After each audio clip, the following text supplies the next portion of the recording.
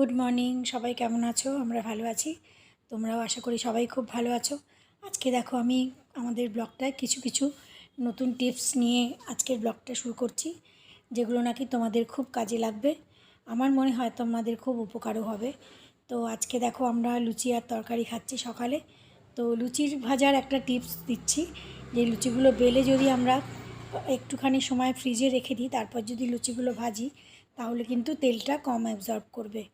আর তেলটা যেহেতু বেশি খাওয়া ভালো না, আর লুচি খাওয়াও হলো, আর তেলের থেকেও আমরা কিছুটা বেঁচে গেলাম। সেকেন্ড টিপস দেখো, আমরা চালটা যদি ধুয়ে রেখেছি, আমরা যেমন রোজই ভাত খাই, চালটা কিন্তু আমি 3 ঘন্টা আগে আমি ধুয়ে রেখেছি।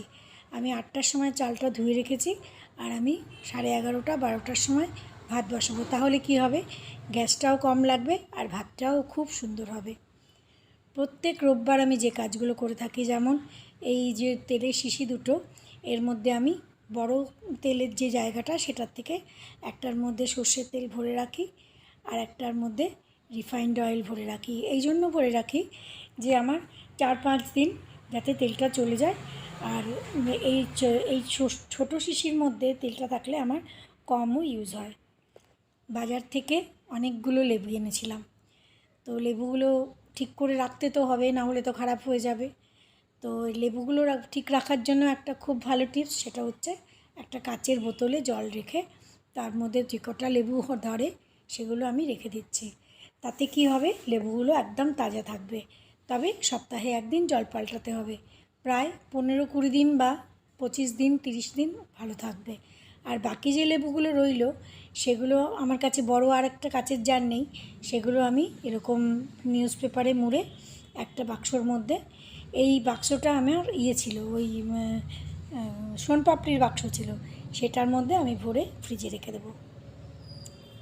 নেক্সট টিপস দেখো, আমরা এই যে মশলা, আজকাল তো আমরা ম্যাক্সিমাম গুঁড়ো মশলা ইউজ করি।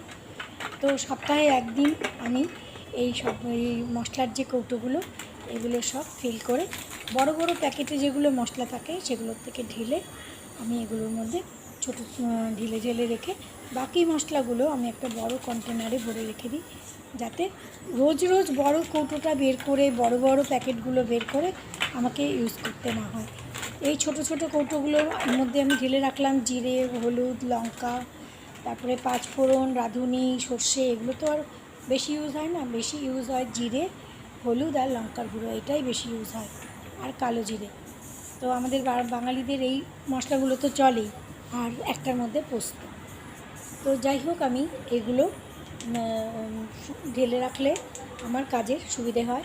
আর তোমরাও যদি এরকমভাবে সময় সুযোগ মতন ঢেলে এগুলোকে ফিল করে রাখো কৌটোগুলো, যখন রান্না করব তখন ঢালবো, তাতে তো অনেকটা সময় দেরি হয়ে যায়।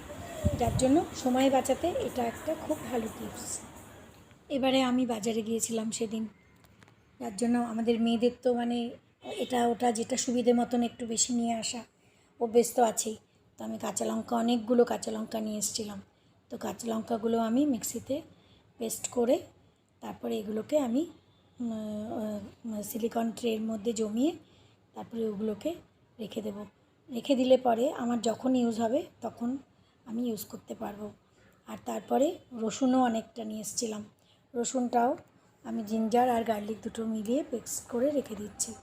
তাতে কি হবে, আমার প্রায় 15-20 দিন মতন খুব ভালো চলে যাবে।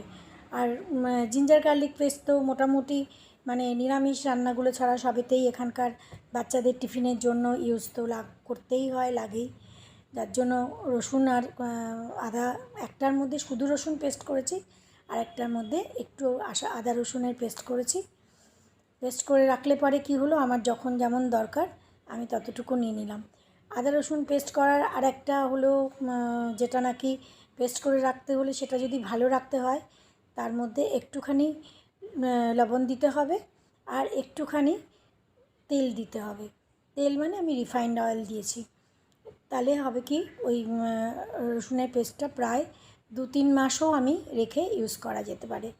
খুবই ভালো থাকে আর স্মেলটাও খুব সুন্দর থাকে। কাঁচা লঙ্কাগুলো এইভাবে আমি সিলিকন ট্রের মধ্যে জমিয়ে রেখেছিলাম। এবার আমি এগুলোকে বার করে তারপর আমি একটা পলিথিনের যে প্যাকেটগুলো পাওয়া যায়, এয়ারটাইট প্যাকেট, সেই প্যাকেটের মধ্যে ভরে আমি ফ্রিজে রেখে দেবো। এটা আমার অনেক দিন পর্যন্ত ইউজ করতে পারবো।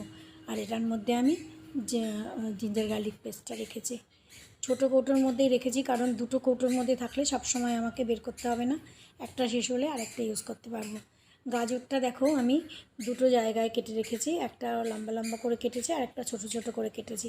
যেরকম সবজি হবে সেই অনুযায়ী দুরকমভাবে কেটেছি। এটা লম্বা লম্বা কেটেছি আর একটা ছোটো ছোটো স্কোয়ার টাইপে কেটেছি কিউবে।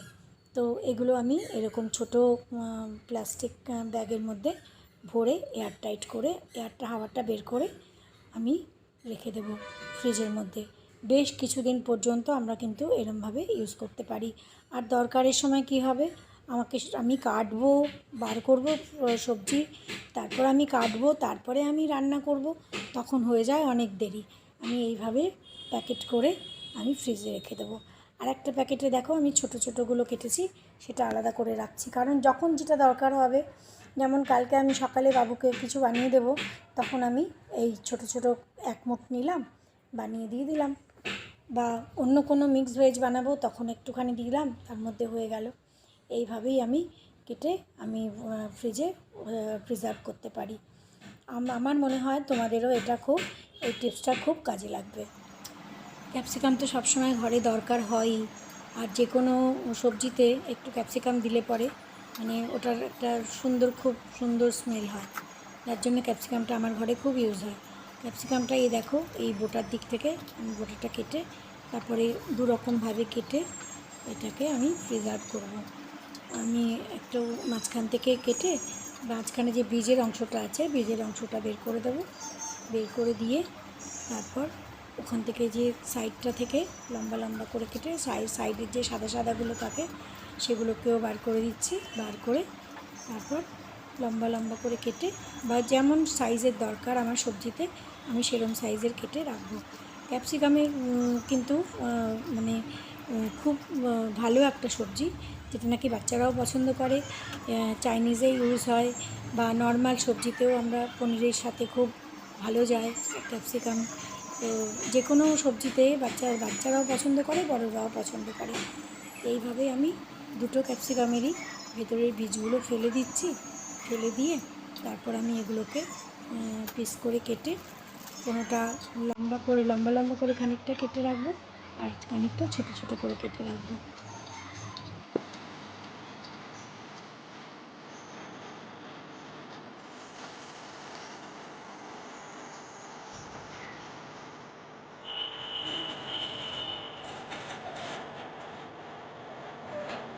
দেখো গাজর ক্যাপসিকাম তো আমি রেখেই দিলাম। গাজরের প্যাকেটগুলো আমি দেখো একটা ছোটো বক্স ছিল আমাদের কাছে জরুরি না যে আমার বাইরে থেকে ভালো ভালো বক্স কিনতে হবে, আমাদের ঘরে যে বক্সগুলো আছে সেগুলোই আমরা খুব সুন্দর করে ইউজ করতে পারি। এই যে কাঁচা লঙ্কার যে কিউবগুলো এগুলো আর গাজরের দুটো প্যাকেট, আমি এরকম একটা বক্স, এই বক্সটা আমার সোনপাপড়ির বক্স, এটার মধ্যে রেখে আমি এটা ফ্রিজে রেখে দেবো প্রিজার্ভ করার জন্য। খুব সুন্দর করে এই বক্সগুলো ইউজ করা যায়। জিনিসগুলো রাখা হয়ে গেল। এবারে দেখো আমি কিচেনে এসে গেছি, একদিকে রুটি হচ্ছে, একদিকে দুধ বসিয়েছি, একদিকে আমার সবজি হচ্ছে। একটা টাইমের মধ্যে আমার 3টে জিনিস হচ্ছে। আমার সময় বাঁচানোর এটাও আরেকটা, যেটা আমি ঢাকা দিয়ে রান্না করা। আমরা যদি ঢাকা দিয়ে রান্না করি তাহলে কিন্তু খুব তাড়াতাড়ি সবজিগুলো বয়েল হয়ে যায় এবং তাড়াতাড়ি হয়। জিঞ্জার গার্লিক পেস্ট বানিয়ে রেখেছি আর খানিকটা আদা আমি এমনি রেখে দিয়েছি। কখনো মনে হয় একটুখানি আদা চা খাই বা কোনো সবজিতে দেওয়ার দরকার হয় যেখানে নাকি রসুন দেওয়া যাবে না, গার্লিক দেওয়া যাবে না, শুধু আদা দিতে হবে, সেই জন্য আদাটা এরভাবে রেখেছি। একটা বাক্সর মধ্যে টিস্যু পেপার পেতে তার উপরে আদাটা রেখে আরেকটা টিস্যু পেপার দিয়ে ঢাকা দিয়ে রেখেছি। তাহলে হয় কি, যে ময়েশ্চারটা হয় সেটা ওই টিস্যু পেপারে টেনে নেয়, আদাটা অনেক দিন পর্যন্ত ভালো থাকে। সেম কাঁচা লঙ্কাও আমি এইভাবে একটা আমাদের যে খাবারের কৌটোগুলো আসে সাদা রঙের কৌটো, সেই কৌটোর মধ্যে নিচে একটা টিস্যু পেপার পেতে তার মধ্যে লঙ্কাগুলো রেখে ওপরে আর একটা টিস্যু পেপার দিয়ে রেখেছি, যে ফ্রিজে রাখলে যে ময়েশ্চারটা হয় ভিজে যায়, সেই ভিজাটা এই টিস্যু পেপারটা টেনে নেয়, তাতে অনেক দিন পর্যন্ত প্রায় 1 মাস ভালো থাকে। একইভাবে আমি এই মটরও এইভাবে ভরে রেখে দিই, যাতে অনেক দিন পর্যন্ত, আমার তো মটর প্রায় মাস মানে আবার নতুন মোটর যতদিন না আসে ততদিন অবধি আমার মোটর চলে যায়। কিন্তু আমি এই ছোট ছোট প্যাকেটে, একটা বড় প্যাকেটে অনেকগুলো রাখি না, যখন যেমন দরকার হয় একটা ছোট প্যাকেট এরকমভাবে বের করে নেব। তাহলেই হলো, 3-4টে প্যাকেটে এরকমভাবে রেখে দিই, যাতে আমার যখন যেরকম দরকার একটা প্যাকেট আমি বের করে নিলে অন্য প্যাকেটগুলোতে আর হাওয়া লাগবে না। যাই হোক, আমি আজকে কিছু কিচেন টিপস দেওয়ার চেষ্টা করলাম তোমাদের। আশা করি তোমাদের ভালো লাগবে এবং কাজেও লাগবে। কারণ আমরা মেয়েরা যারা ঘরে বাইরে কাজ করতে হয়, তাদের জন্য এই সময় বাঁচানো বা পয়সা বাঁচানো কীভাবে, এই যে মোটরটা যখন আমার সস্তা হয়, যখন কোনো জিনিস একটু সস্তা হয় তখন আমাদের মনে হয় না যে কিছু একটু কিনে রাখি বা সঞ্চয় করে রাখি, সেরকমই আর কি মানে এরমভাবে রেখে দিলে পরে এক তো আমাদের যখন পাওয়া যায় না তখনও কাজে লাগলো, প্লাস আমার সময়টাও বাঁচলো। একটা কোনো কিছু প্যাকেটটা বের করলাম, সঙ্গে সঙ্গে বানিয়ে দিলাম।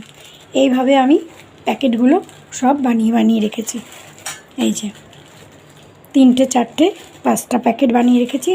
একটা প্যাকেট যখন আমি বের করব অন্যগুলোতে আর হাওয়া লাগবে না, এই জন্যই আমি আলাদা আলাদা প্যাকেটে অনেকে একটা প্যাকেটের মধ্যে অনেকগুলো রেখে দেয়, আমি সেটা করি না, কারণ তাহলে হাওয়া লাগলে, বাইরের হাওয়া লাগলে অনেক সময় খারাপ হয়ে যেতে চায়, যার জন্য আমি আলাদা আলাদা প্যাকেটে রাখি। যাই হোক, তোমাদের আশা করি আজকের টিপসগুলো সবার খুব ভালো লেগেছে এবং কাজেও লাগবে, প্রয়োজনেও লাগবে। তো যদি ভালো লাগে তাহলে অবশ্যই কমেন্ট করো। আজকের ব্লগ এই পর্যন্ত, আবার পরের ব্লগে দেখা হচ্ছে। Good night.